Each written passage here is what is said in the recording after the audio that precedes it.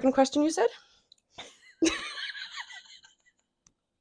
Yeah, so probably an ignorant American question. But like, do you need visas to go to any other country? Like, you have to like apply for those? It depends. Okay, because like I've been to many a country and I've never had to apply for a visa. I've been to 3.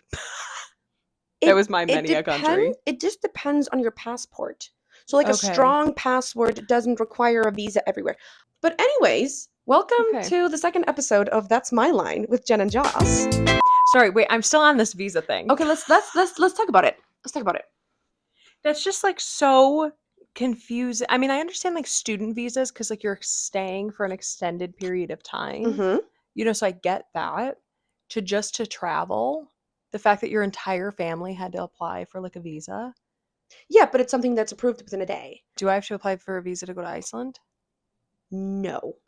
Okay. Yeah, because like you have to think about the fact that like from my house, I can be in Canada in 20 minutes. Yeah. Like traveling across like that border specifically, like that's a Tuesday. Yeah, that's me going Like, to Denmark. Right. So Yeah. I'm used to that. You still have to go through customs and everything, but that's it. Especially being It from has Michigan. to do with the relationship of the countries. Yeah. That makes sense. And the United States have a requirement. Right. I don't know if like Canadians have to get a visa to enter the United States. You don't need a visa just to come. Yeah. Let me rephrase that. Hold up.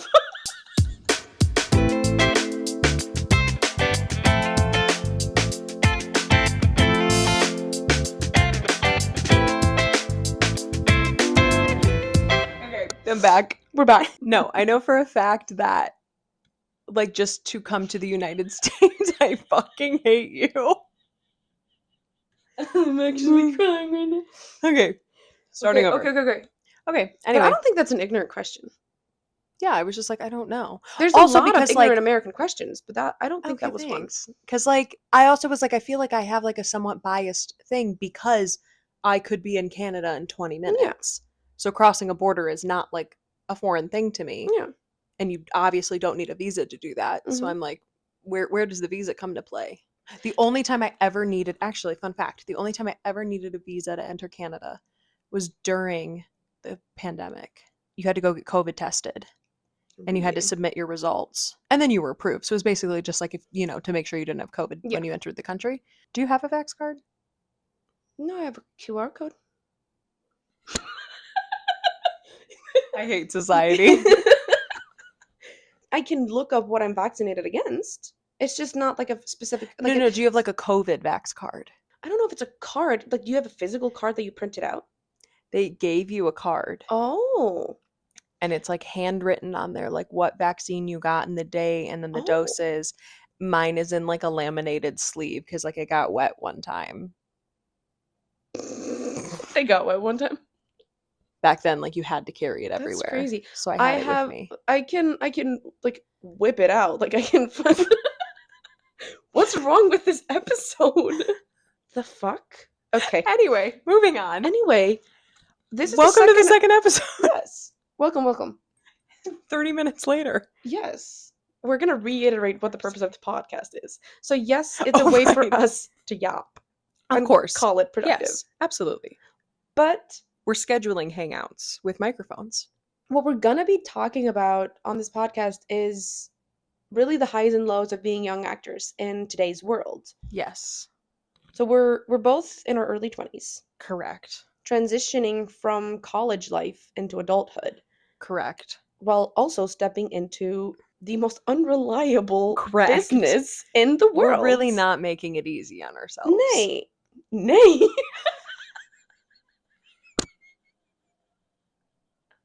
I've switched languages. It really is like midnight, and you can tell. We definitely chose not only the most unstable industry to get into, but also the most difficult industry to enter. The entry line is so hard. And I'm feeling it.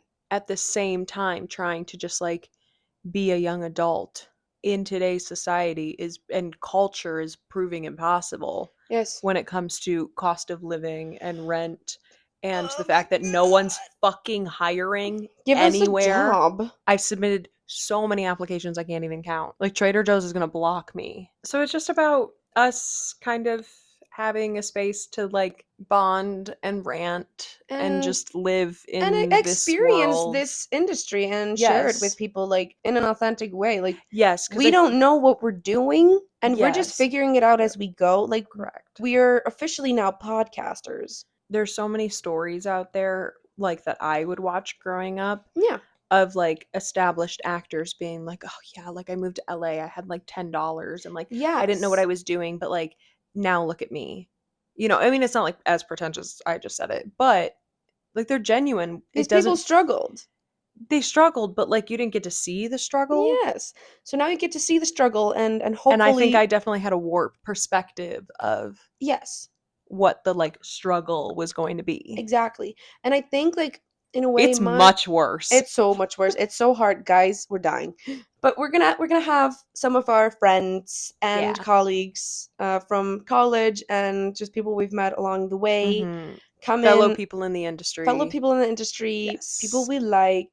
We're really just wanting a presence of also like podcasters in their early 20s. Yeah. Yeah. I feel like I listen to a lot of like established podcasters, but I don't feel like anybody's like literally right at the cusp of like just out of college trying to Correct. figure it out. Yeah, so today we were going to talk about our New experiences. York.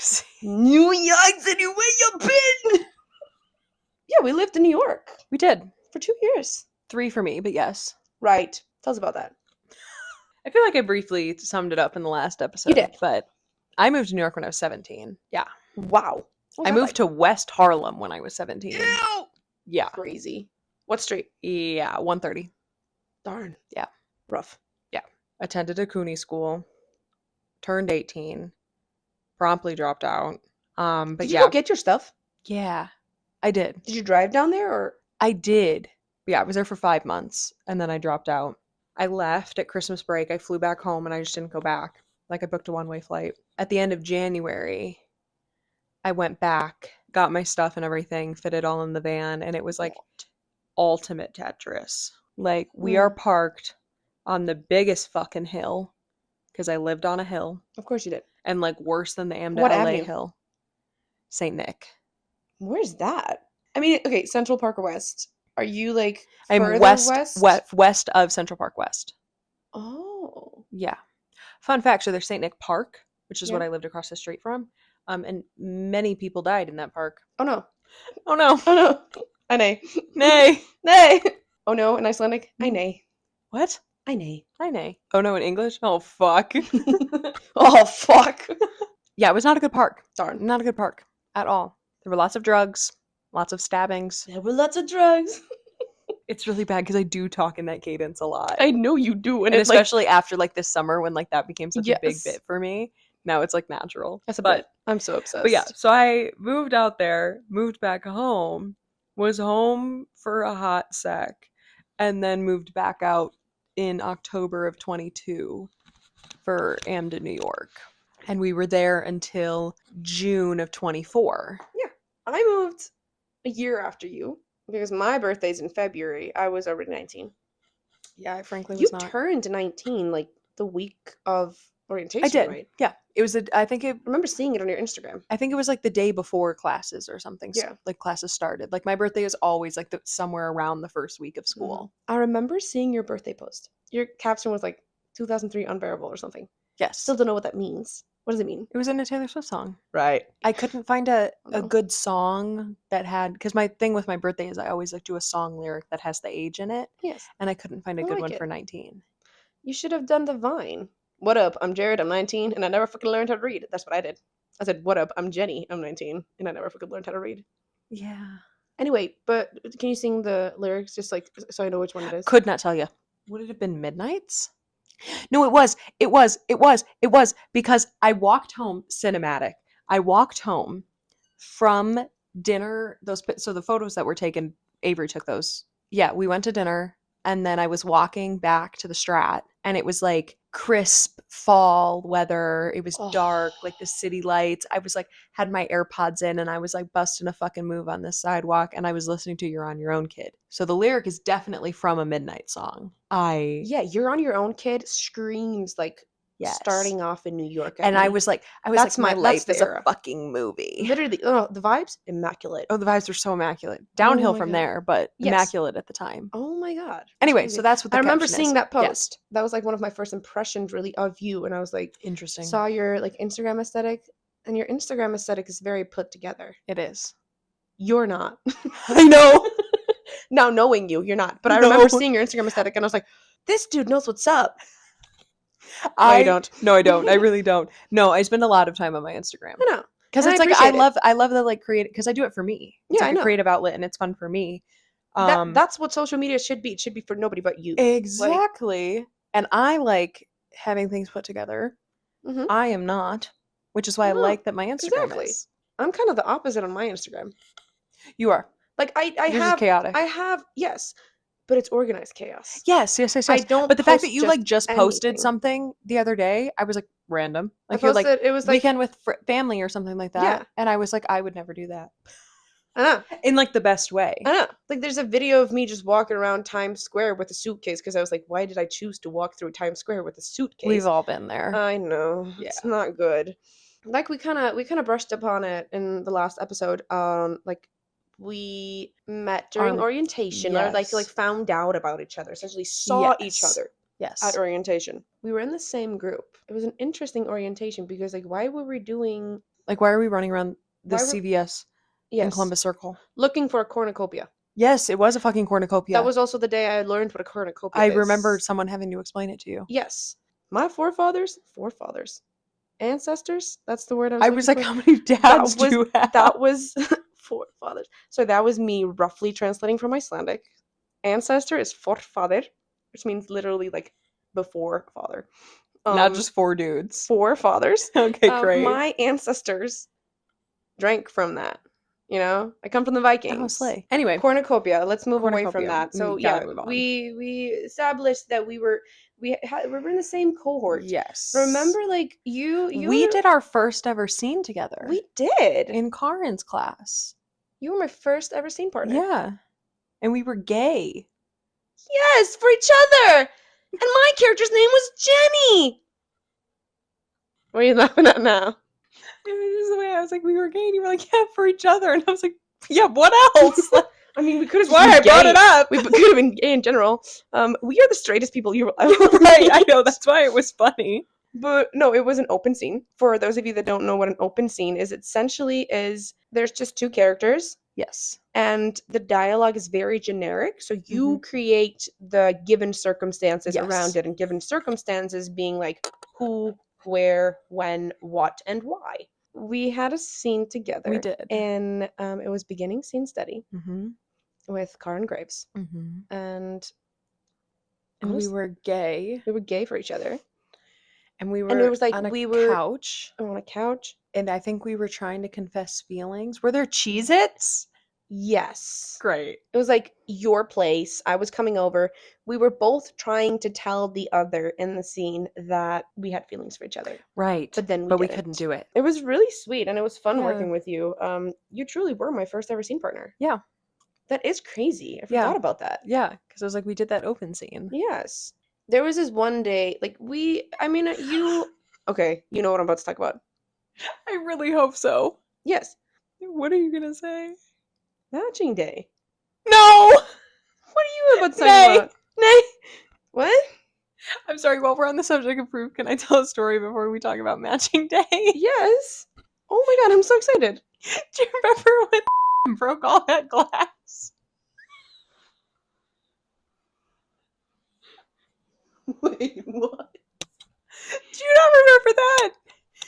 Like, it was something with you and like someone ran into a table and like a bunch I of remember glass this. broke. Oh. I think about this 4 times a Oh day. my god. Hold on. Let me put down the glass while I talk about this. Yes, we were doing a set change Yes. in 54. Yeah, it in, was in in 54th. 1302. Yes. Yes. That horrible room with a big With beam in the middle. Yeah. So he had a real glass, like made of glass, on Right. like this block that's like used as a bar. And I was moving it. And I don't know why nobody was helping me or why I didn't ask for help, but as I moved it, it tipped over. Right. And the glass, like with water in it, just splattered everywhere. Like I wasn't even in shoes.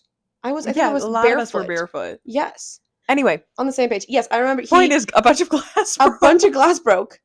He got so mad at me. Sorry, I just thought of That that was and I was so like, funny. holy shit, do you remember this? I do remember that day. We had become friends like the first week. Yeah.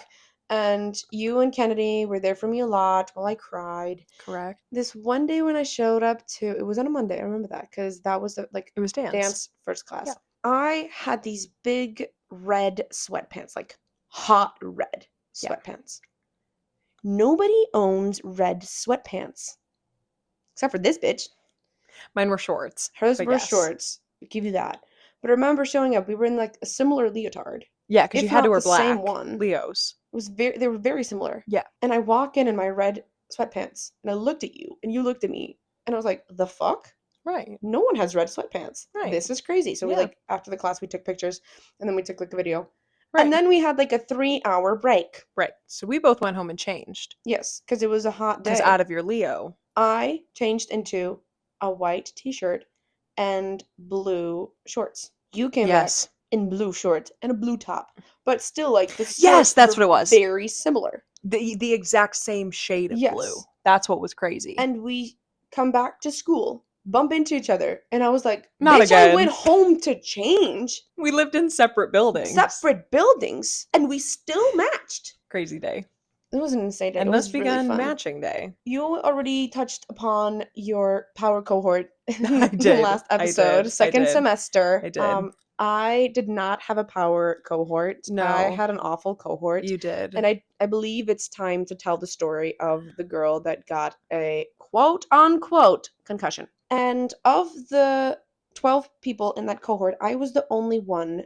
This was like a really important thing for me that semester, was I was the only one that didn't have English as a first language. I really struggled that semester because, like, that first full year, it was such a big adjustment for me. You were just so different. culturally. So different. Yeah. And I know I've like become very Americanized, but I also think it's just I've grown into, Like back then it was like you had one setting. yes. Now you have like two settings. Exactly. I code switched between countries. Yes, but like I was very back then it was very like everything was blended and it was just like one Jenny. Exactly. I was really just figuring out who I was. One thing I really learned that semester is that sarcasm doesn't translate always between languages. I have to be careful with what kind of sarcasm I use in certain situations, because like Icelandic people have very dark humor and we are very sarcastic. There have been moments where people think I mean it. That is something that became like an insecurity for me. Like one time in class, I didn't know what a lemur was. Like I'd never heard that animal, you know? Like the little fucker in Madagascar? Yes. Yeah. And people laughed at me for it. And I was just like, I felt so insecure in this cohort because they were mean. They didn't like me. And I'm like, Yeah. I don't really give a shit if people like me or not. Like, I like myself a lot. I think I'm very fun. You like me apparently too, because you hang out with me all the time. That's what the jury says, yes. Yes. Like, there was this one incident that really like ruined my trajectory for the rest of the semester. And that was improv class. It was week 4 or 5 into the semester. Yeah, it was the pretty early. semester are 15 weeks. Yeah. We were playing a game. I'm not gonna explain like the premise of the game because it's not that complicated, but it's a lot to explain. Essentially, it's a game with the ball and you're throwing the ball at people. And you don't want to get hit by the ball. Don't want to get hit by the ball and you can't move. That's pretty much it, yeah. And playing this game, I get cornered with another girl. We are right next to like a stereo box. The ball comes flying at us. Mm-hmm. We both flinch and she hits her head on the stereo. The game is stopped. Game over. We also weren't allowed to play the game anymore, so fuck you.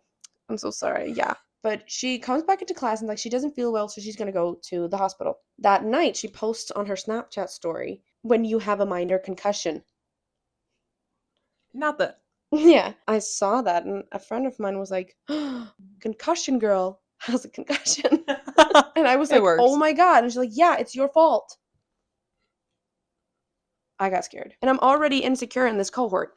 I show up next day, and my friend Yil and I, like Yil's the one that threw the ball. We are joking around with each other, Mm-hmm. blaming the other. She's like, "Oh my god, Jenny caused her a concussion." And I was like, "Hey, bitch, if we're really passing blame, like, you're the one that threw the ball." The rest of the cohort kind of just decided that was the end of me, because they were like, "This bitch is actually trying to blame Yil." I was not made aware of the fact that I was about to be executed. You know, everybody hated me in that cohort after that. This is true. And I didn't know about it. It It was a spanned the weird. acting department. Like, we Yes. all knew about it. It was so, and I didn't. And no one told you. Everyone knew. No one told me. It was crazy. She comes to class a couple days later, and I remember like going in and checking on her, and I was like, "Hey, how are you?" And she was kind of like didn't want to talk to me. So I was like, "Okay, life goes on." And mind you, like a lot of personal things were happening, like back home, family issues, my roommate leaving. You know, all of a sudden I was like all alone. I just remember like feeling like absolute crap, and everything was wrong, and like I had my first ever panic attack. Cute. Yes, with that I cohort. live. Yeah. Because one guy decided to like call me out. Like, it would not even call me out. He just like said mean shit. So that was great. I learned what a panic attack is. As soon as that class was over, like I bolted out of there. I went home and like cleared everything up with Yil and Joy. 'Cause people are saying things about Yil. And I was like, I need to talk to her. So as I'm talking to them, they're like, oh, also like, wow, like you've been really having a hard time this semester, like especially like that concussion girl thing. And I was like, the what thing? Right. So that's when I found out that concussion girl had been talking shit about me the whole semester, telling everybody I pushed her into the stereo. This is a word for word story of what she told me. I pushed her into the stereo. Correct. And then she got a concussion. Correct. And then she got all these medical bills. Mm-hmm. And I refused to pay them. Mm-hmm. The medical bills you 100% knew about. So she had been bitching about me to my friends, mind you. All of them thought I knew. And it was so weird because like everybody in that cohort knew about this because she bitched about me and this to everybody. And that here's one thing about me, guys. There's an issue, I shall bring it up. Have a grown-up conversation. Yeah. At the ripe age of 20 years old, this bitch could not talk to me. And I remember like finding out about everything. And like Yil and Joy had been like, girl, you need to just talk to her about this. And she kept telling everyone that like I refused to. She was like, she's just not going to listen. And I was like, you never tried. And I remember, well, because that's the version of the story I got from Yes. her. Like, I didn't believe her, but I did assume that like you had known, because the way she would say it would be like, yeah, I talked to her about it and like she's refusing to pay my medical bills. And I'm like, okay, not true. That's so funny because she never did. Right. And I immediately knew. I was like, okay, not true. Me beating the dead horse once again 3 years later. I was like, I 100% doubt that's how the conversation went. But the way she talked did make it seem like you had a conversation about it. That's so what like we everyone all assumed. assumed you knew. Therefore, everyone thinks I'm the bitch. That was my like point of no return. It was the inciting incident. I was like, I don't give a shit anymore. Yeah. I hate these fuckers. And when I tell you I grew up in that moment, the rest of the semester I didn't give a fuck. Yeah. But yeah, so that was my story of second semester and how much I hated it because everyone hated me because of this one bitch that manipulated my story, like my side of her story. It was just not it. Anyway, so we moved a lot, actually, in New York. We did. I had, over my years in New York, I had 4 different addresses. But in the course of AMDA, I had 3. Yeah, I had 3 too. I lived at the Dam first and second semester. Guess what I found out? What? AMDA bought back the Strat. I heard. I was like, that's insane. People are living at the Strat now. Tell us about the Strat. You lived there for the first semester. It sucks. I could touch both walls with my wingspan. So it was very tiny closet, bunk bed, desk. To walk between the bunk bed and the desk, you had to walk sideways. And like, yes, I have a dumpy, but like my skinny roommate also had to walk sideways. So it wasn't just me. And you were skinny at the time. I was skinnier for so sure. Skinny. And then it was like one dresser to be shared between 2 people. The mini fridge was on top of the dresser, and the microwave was on top of the mini fridge. So you had to stand on the ladder of the bunk bed to use the microwave. And then there's a sink. Oh, one sink. A loose leaf sink. Loose leaf sink in the dorm. Correct. And then it was like Jack and Jill bathroom. Well, I actually got lucky. The odd number rooms didn't have Jack and Jill bathrooms, so they had to use the communal bathrooms. Yes. The even numbered rooms had Jack and Jill bathrooms, so I got lucky. We did not have that at the Dam. Correct. which I then moved into. Mm-hmm. 2 people to a room, bathroom, other side, 2 people. And bathroom was like you sit on the toilet and your knees are in the shower. Like that's just how it be. Yes. And it sucked. Incredible location, however. Yeah. We were on 70th, like 70th between Amsterdam and Columbus. So like prime location. Beautiful location. Beautiful, beautiful, like Right Upper next to West Side. 72nd subway. Yes. And that was like the one saving grace about living in that building was like at least Mhm. the location is fantastic. The building just sucks. Also, that dorm had way more musical theater majors, so it was Yes. so much louder. Coming as someone who grew up in musical theater, yes. And coming from someone who's loud. Right. Right. If I had to listen to one more off-pitch rendition of literally When he sees me. Specifically, when he sees me from Witches. Yes. Yes. I was like literally any ballad. Mhm. Like I was like I can't Oh God! do it. What if when he sings me? There's a I lot feel of like Suddenly Seymour. that's what I was just duets. gonna Yes. say. Fuck you. Yeah, You're there was welcome. a lot of Suddenly Seymour, and there was a lot of Bad Idea duets on the subject of Waitress. Yes. Yeah. But then you moved to the Dam. But I did move to the Dam, which is where you lived. I lived at the Dam the whole first year. the I whole only first year, and moved I there lucked half out. a year. I got a corner room. You did get a fucking corner room, you whore. Not like a big corner room, because okay, so Corner 3 corner rooms were like long and big, and I lived with Bridget in one corner room, and it was like a small one, but it was big compared to what everybody else got. Yeah, compared to my room. Compared to yours, because I remember going in there once and I was like, where should I sit? And I ended up just like laying in your bed waiting for you. I had 2 beds, one girl. I was by Yes. myself, but I had 2 beds. Yes. I do remember like walking in there, moving, and my mom was like, it's a prison cell. Yeah, It that really very is. much was That the is the Dam. feeling. Yes. And it's literally the definition of a shoebox, or even just the corner of the shoebox. Yeah. As a Strat girly, I think the Strat is the shoebox. Oh, for sure. And the Dam is like a boot box, like it's A slightly boot box. like Okay, it's okay. slightly bigger. Slightly bigger. But not by much. And it was calmer. It was nice. Like less people lived there, but mind you, 18 rooms on the floor, 3 bathrooms, almost 2 people in every room. So that was crazy. And I lived on the 3rd floor, and that was the cursed floor because our bathrooms did not work. Right. We never had hot water in the showers. There was constantly mold in the shower curtains. Always. Always.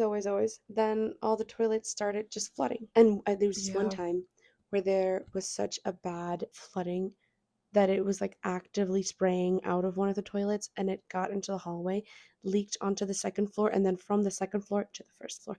I don't remember if this was before you got to the Dam or not. That was before. This was first semester. That yeah. was before I got to the Dam because I was not a part of fixing that. And Yes. Thank God. Of all the places that I've lived, that was the worst. For me, the Strat was for the sure. worst. I mean, the Dam Of the is 2, the Dam is way better. of the 2, the Dam is way better. Yeah. So for me, the Strat was worse. The Dam was definitely an upgrade for me. One, because I had a terrible rooming situation in the Strat, which we'll get into in another episode. And then I got an RA job, and they moved me to the Dam to work. They gave me 2 floors. The fuck? I'm so confused. But by the end of it, I was literally running the housing department. So like, I know. I guess they knew what they were doing, giving me 2 floors. So I still had like a bunk bed and everything. Like it was still like a normal room, but I was alone in it, which was really nice. Mhm. And I liked my room. I was chill with it. Because yes, it was small, but it was much bigger than my Strat room. Mhm. So for that reason alone, I was like, And oh like my being God. alone there, nice. And I had like a full size fridge Mhm. to Oh, myself big as fridge, opposed to like mini yes. fridge shared with someone. Most of my friends lived at the Dam Mhm. first semester because like we said, like that was the acting building and I was in the MT building. Mhm. So I was at the Dam a lot, even when I didn't live there. So it was Mhm. nice once I actually moved there. But then at the end of our first year, AMDA sold those buildings, or This like is true. rented them out or something. Like we were They moved sold them away. like back to like the government for like Yes. money. Thankfully we were taking summer breaks, so it didn't affect us. I didn't care. Yeah, it really didn't have an My effect. my stuff I was was going to storage. at Bad Cinderella when that email came out. I knew about it a week prior Yeah. because I had a meeting about it and we were like sworn to secrecy, like do not tell anyone. So the only person I told was Sophia. Naturally. Yeah, part We me were- told me. Right, exactly. Like people like we were like sworn to secrecy, so I like didn't like I remember spread him the news. telling me, he told me right after that meeting because I met him in the kitchen and I was like, what was that? And he was like, We're selling the building. promise not to tell anyone. Right. And so yeah, Sophia and I were sitting at Bad Cinderella. It was the June 1st show, so the first show of Pride Right. at Bad Cinderella. Fucking iconic. How often did we go to Bad Cinderella? That's my question. I only went Yes. twice. Oh, me too. And I would have gone For another free. time Me for free too, 'cause it too. was Yeah, so that's fun. why. Especially like that first Pride show. Like I had a Yeah. fucking great time. It was free AMDA tickets to a lot of these shows. A lot of the people in the audience that night were AMDA students, like at least like 40 to 50 Same. people. Soph and I got the email. And I was like, oh, because I knew that they were sending it that day. I just didn't know when. So we both got the email. And then, like, you just heard, like, the chatter in the audience, like, rise. And it was like, oh, everyone got the email. Yes. Like, people were pissed. Because the people that were, like, staying for the summer semester weren't planning on moving. So all these people weren't planning on moving. And they were being, like, forced to move within a week. Well, that was kind of me. Because, like, Fair. that summer we got, like, multiple different emails because we're like, okay, Greenwich. And then, like, welcome to New Yorker. And then I got a email saying, welcome to Brooklyn Heights. I got moved to Brooklyn Heights. And you got moved to the New Yorker I got to hotel. pick. You got to pick. I did get to pick. Well, I didn't get to pick, but I got to pick. Nice. I told Garrett, don't move me to Brooklyn. It was a similar thing as the New Yorker, because they were run by the same company. But no, I remember getting that email. And I was like, what the fuck? But then I was like, Brooklyn Heights. And they paid for my subway card because I was like in a different borough and they made me go to a different borough. You fuckers. I know, it's so nice. So like free subway for like 3 months. So that was beautiful.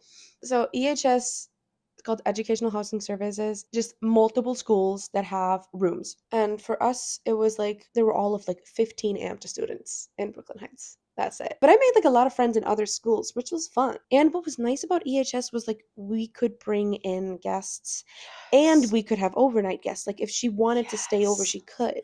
Because AMDA has a no guest policy, but like absolutely no overnight guests. The nice thing about living in the EHS buildings was the EHS rules overrided that. Yeah. So we were allowed to have, we had to follow EHS policies, but we were allowed to have guests, which the Greenwich kids were not. It was really nice. Yeah, my parents stayed a lot. Yeah. But I remember at the end of third semester, everybody in Brooklyn got an email saying, you're moving to Greenwich. Yeah, because we sold Brooklyn. And I was like, you're fucking kidding me. Because I had gotten comfortable. Yeah. I bought like organization stuff to put in the dressers and all that jazz. Like I was set to be there until I graduated. Lies. So I got moved to Greenwich. Another thing I knew was happening. Yeah, I did not. And I remember getting that email in the middle of the day. This was affecting all of 15 people at AMDA. It wasn't like crying, but I was like tearing up because I was like, I loved that building. Yeah. And I loved the vibe of it. I loved the amenities. Mm-hmm. And I loved the location. And now I was being forced to move. They gave us, I think, like $50 to cover 2 Ubers. And I was like, that doesn't even cover 2 Ubers. No. Not between boroughs. No. I still had to pack everything and take care of everything, and it's just the worst. And I was moved into Greenwich, and it was one of the top floors, which was nice.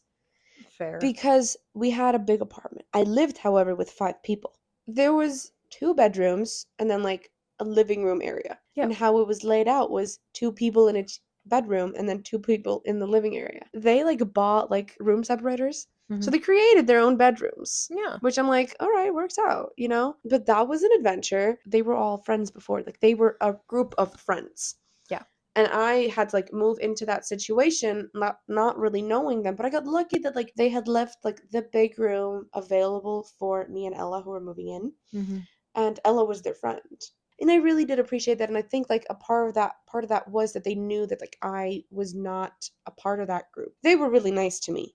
You know, there was like some drama between some of them later on that semester, and I was never a part of that. Mm-hmm. I heard about it from like other people outside the apartment, and I was like, I don't know what's going on, and I don't care. Right. That's how much we moved. Yeah, I lived in the New Yorker 3rd and 4th semester. But like you think like the New Yorker hotel, it's not that. It's a different New Yorker hotel. It's on 34th, across the street from Penn Station and MSG and all that. So horrible location, mind you. Horrible fucking location for a building because I would hear the concerts in MSG every night. But like not clear enough to enjoy it, just loud enough to piss me off. I was still an RA, so I had a lot of say in where I lived to an extent. Because most RAs live alone. That's like the perk of being an RA is you live alone. My codependent ass was like, but my wife. Well, yes. because especially after living in the dam, Sophia and I became very close and we were just in each other's rooms every night. And we had decided, like, even though I was going to be an RA, because obviously everyone had to move, and Sophia had lucked out and gotten a single room because her roommate moved out 2 weeks into the semester. She had no one to live with, and I was like, I don't need to live alone. I just don't want to live with anyone, but I will live with you. And so I told my boss, we come as a package deal. Like, I don't know. And so he was like, yeah, that's fine. And so he put us in the biggest room in the New Yorker, which was really fucking fantastic. Because they were like single rooms and then single XL and then double XL. And so like all of the RAs got put in like the single XL rooms. Like that was Mm-hmm. like the perk of being an RA. But me, because I had a roommate, we were put in like a double XL. Mm-hmm. And shit was huge. I had a double fucking bed in college, real mattress, not blue plastic mattress. Shut up. I I had no idea. was LIVIN. It was so hot. We each had our own bathrooms. Like Soph had her own bathroom and so did I, which was incredible too. We each had our own closets. Like it was, The that's why I'm like, whole shebang. it was so nice. Like that is, it's definitely my favorite New York address, but like I would even argue that that was my favorite like college living situation. I know, right? Total offense to you. Yes. And it is your fault. No. Of course. It's for many other Oh, reasons. for sure. Right. But like the double bed is high on the list. Yeah. Like, I love that thing. I loved living with Sophia because we have very similar living styles where when we want to yap, we can yap, but also we were very good at reading each other to know like now's not the time. Mm-hmm. And we were also very good at like locking in when we needed to. And like we would laugh because there would go like 3-day spans where we wouldn't speak to each other. We'd go to class together, we'd come home from class together, coexist in the same room, even though it was massive. We felt like we had like separate wings. And then we'd go like days without speaking to each other, not in a bad way, just in a like comfortable silence. Like, Nice. you know, we're both too exhausted to talk, so why talk? Just to fill the silence? No. And it would be funny. And then we'd speak to each other and be like, I don't know when the last time I talked to you was. And then it'd be like blah blah blah blah blah for like 4 days. And like the Yes. cycle would just like repeat. And it was so nice. And then I had the option to move to Greenwich. Yeah. 4th semester because I was And you said, hell no. pretty much because like I was promoted to what was called a Senior senior RA. I didn't have residence anymore. I worked as like administration for housing more than anything. But the problem is there were 4 senior RAs and 3 of us lived in the New Yorker and 1 of us lived in Greenwich, and Garrett wanted it to be even. So he asked me first. He was like, would you move? And I told him, I was like, I mean, if you really need me to, yes. And I ended up not having to move, which was really nice. Because I was also like, Garrett, I've had so many addresses. Like, I really don't want a 5th New York address over the span of 3 years. Like, that's crazy. And then I graduated. I mean, you worked as an RA. I did. And a student ambassador. Correct. What, 3 semesters? Yes, 3 for both. I worked in the social media team. I got that 2nd semester, and I worked that all throughout New York. Mm-hmm. But I got a student ambassador job 3rd semester. Yes. And what was nice about it in 4th was that we kind of just hung out in the media room. Mm-hmm. And we didn't work. And we didn't work. We just sat there like waiting for people to come in and like ask for tours. Yeah, because there had to be every like now and then it happened, but right, but not really. No. Like there had to be like a certain number of student ambassadors like always on staff, just in case someone wanted like a walk-in. Yeah, and you always like took over my shift. Like I finished my shift. Like my shift. Oh, I know what you mean. Yes. I don't know what day of the week it was, but it was like once a week. It was really fun. I liked that job a lot. Like I just like sat there with Kim and we just talked shit. I had the most immaculate like 4th semester work routine. Because 4th semester AMDA, New York, your classes go to night. So instead of being from like 8 to 5, now they're 5 to 11. Yes. And it was rough. But it was hard. For us, that just meant like we worked in the day. And I had the most gorgeous routine where I would stop at Broad Nosh. Take me back, guys, to Broad Nosh bagels. Oh my god, I'm upset now. I made myself upset. If you're ever in New York and you don't go to Broad Nosh bagels, oh my god, they're so good. You're missing out. There's one at 86th, and then there's one right off of Columbus Circle. So I would So get good. off the subway. I would stop at Broadnosh. I would get a plain bagel, toasted, with egg and cheese, and then I would add avocados and tomatoes to it, Nice. Nice. like salt and pepper. Why plain bagel? Like I feel like you should know. Like I just everything I get is plain. I'm a That is very true. when it comes to You're a plain food, person. exactly. Like I'm Like a your like favorite meal? Brussels. No, what is it called? Is it Brussels sprouts? yeah, I Yes. ate them tonight. Yes. Yeah. Brussels sprouts, olive oil, salt Yeah. and pepper, and anything That's it. else? No, that's it. And like Ya for freak. example, like I was the kid that would get vanilla ice cream by choice. Like Aw, Pookie. I don't want shit in my ice cream. Now, yes. But like And then I walk in and I'm like, excuse me, do you have mint chocolate chip? yeah, no. See, I don't need a rat like you in my ear telling me it tastes like toothpaste. No, I love mint. I don't like chocolate. That's my hot take on mint chocolate chip because one of my favorite ice creams is peppermint, so essentially the same Good. thing. You don't like chocolate, right? I don't like chocolate. You weirdo. She would do this thing when we lived together. Oh my god, it's my favorite thing in the world. Fuck Oh you. my god, it was my favorite thing in the Fuck world. It was so you. great. It was such a great deal because she bought these ice cream sandwiches. The that- only ice cream sandwiches at Trader Joe's. yes, really good ones. Like the cookie ones. Yes, and it has like chocolate crumble essentially, like chocolate chip crumble Yes. on the Because outside. let me like set the record straight. Like I, as a kid, no chocolate whatsoever. As an adult, as a woman with hormones, sometimes chocolate, Mm, but to an extent. Like point. I can sometimes eat a chocolate chip cookie. Sometimes. One of the instances is when it's like a cookie sandwich with vanilla ice cream in between. That I could fuck Mhm. up. But the Trader Joe's ones, then the outside is also rolled in chocolate chips. yes, And that's where I draw the line. and what she would do. I remember seeing you do this for the first time. So it's like you take it out of the plastic wrap, and then she scoops, like takes a spoon and scoops, or a knife. Which one do you take? A Either. spoon, either. Either, yeah. And scoops away the chocolate chips. Mm-hmm. Like I watched her throw it away. Well, yeah. Gagged. Gagged. Thrown away perfectly good pieces Mhm. of chocolate with ever so slight vanilla ice cream dripping on it. It's the perfect treat. No. And this is why we work. This is why we work. And I remember being like, what the fuck are you doing? Yeah. And you were like, you were acting as if this was normal. And I was like, the fuck? It is. Well, to you, not to the world. And I was like, Mhm. why are you throwing this out? Because you were like, because I don't like the chocolate chips, but I like the actual ice cream cones. I was like, okay, so next time you do this, give it to me. What's your problem? Yeah. So anytime she would have an ice cream sandwich, she would come up to me and ask, do you want the chocolate chips? I would. And one time, I remember you came up to me, handed it to me, and then specifically handed me a good spoon. I'm weird about spoons. I'm autistic when it comes to spoons. Topic for another episode. Right. But there were certain spoons in our house that I didn't use. Yeah. Because I was like, no, Yeah. not touching that. And you brought me a spoon and you said, is this the right spoon? And I was I like, did. yes.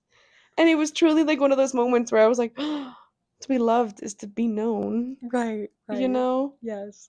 Like that was But- wonderful. Yeah. You freak. So point is, plain bagels fucking slap. Yeah. I do love an everything bagel. I love an everything I'm a cinnamon bagel. raisin girly. Fair. You Also know? love. Mhm. Yeah. You're gonna judge me actually on my bagel order. It's weird. Okay, go ahead. Cinnamon raisin toasted, Fair. strawberry cream cheese. No, I love. You do? Yeah. Yay. Okay. That's something I would do. fun. Because I It's like love strawberry cream cheese, surprisingly good. surprisingly good. Especially the ones that like have like bits of strawberries in it and Yes. aren't just like a pink cream cheese. Yes. And the broad nosh, if we're talking specifically the broad nosh, Yes. strawberry cream cheese was good. Because Yes. I would get blueberry bagel with strawberry cream cheese sometimes. I see from you. broad nosh. I see you. Yeah. But yeah, I would get my little bagel and then I'd go to work and I'd eat it. And I mean that's the whole story, but like it was really big for me. It was a really big moment. Yeah. I feel like that kind of concludes our time in New York. Yeah, that's like a brief summary You of know, the it was, big things. Yeah. There's other stories we could tell. There's other stories we can for talk sure. about later, drop here and there. But like that was us living in New York. That was the gist of it. Yeah. You know what time it is. I do know what time it is. I tried to stay in the theme of New York. Okay. with my line. So whose line is it? No one owns me. Is that Gianni? I don't know. No one owns me. I'm This so is happy you just said that. It's not, but that's I was incredible. like, That's I feel like hilarious. he would say that. He would say that. Right? Is this like from a show? It is from a show. No one owns me. Is this a show I've seen Yes. with you? No. No, so it's not Moulin Rouge. Did we see Moulin Rouge together? Yes, we did. We did see Moulin We Rouge together. did I see did Moulin- open for the Jonas Brothers. That's what that felt like. Never opened for the Jonas Brothers. I was like, we never saw Moulin Rouge together. We did. So yes, it's a line from Moulin Rouge. Can you name the character? It isn't line from Moulin Rouge? Yeah, Is it Satine? it is. Okay. Yeah, it's at the end. She says it to the Duke in the middle of Crazy Rolling. Yes. I was like, it's either Satine or Nini. Yeah. You know? Yeah. I mean, mine's pretty easy for you. Okay. I fear. But hear. you know what? Why not? Why not? Okay. Whose line is it? I slept in the cab of a truck overnight. You know this. Do you want me to reenact it better? Please. I slept in the cab of a truck overnight. Oh my God, who fucking said that? And then there's a line that comes after it. Like, if you want, I will feed you that one too. Yeah. Oh my God, who hasn't, David?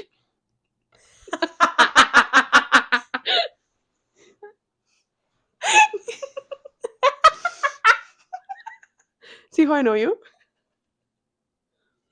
Whose line is that? No, because the best part is I was trying to be like, which one of my friends did that? Like, I literally was like, Your did Callie sleep in a truck? Your close personal friend David. My close personal friend David Rose. From where? From Schitt's Creek. Of course. Of course. My close personal friend Dan Levy. Yes. That's so fun. I literally was trying to rack my brain. Well, it's been real. It has been real. This was wonderful. Thank you guys so Thank you much so for tuning much. in for our second episode of That's my line. With Jen and Joss.